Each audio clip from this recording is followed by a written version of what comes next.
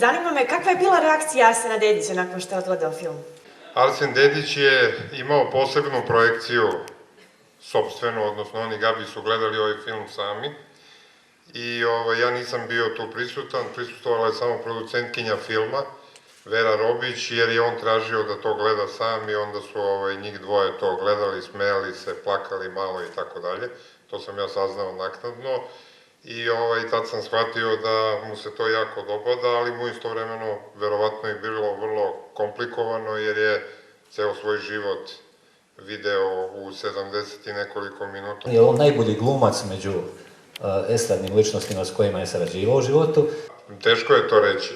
Ljudi sa estrade se vrlo dobro najčešće snalaze na filmu, ali ja nemam utisak da je on glumio, on je zapravo, uvek sam imao osjećaj da nevoljno to radi, da je nevoljno u kadru, ali kao kad je već tu, onda uradi to. Dakle, jeste talentovan je i kao glumac, očigledno.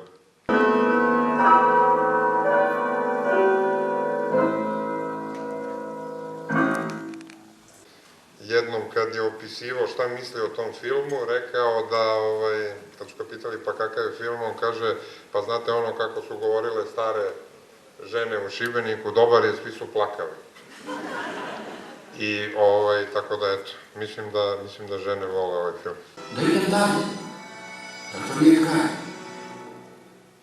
Nemam pravo da ljudi, ako imam djecu, unuke i gane, nemam pravo da ih. Trebaš imati pravo da imaš.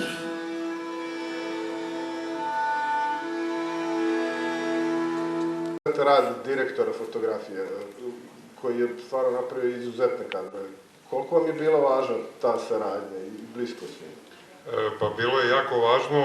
Čovek koji je snimio ovaj film je jedan genijalni hrvatski cineasta koji je i snimatelj i povremeno reditelj. On se zove Boris Poljak, on je Splićanin i ja sam ga dobio u miraz kad sam krenuo da radim u Hrvatskoj. Producentkinja mi je rekla, postoji samo jedan čovek koji to može da uradi. Producentkinja je moja draga Vera Robić, a ona je rekla to jedino može da uradi Boris Poljak.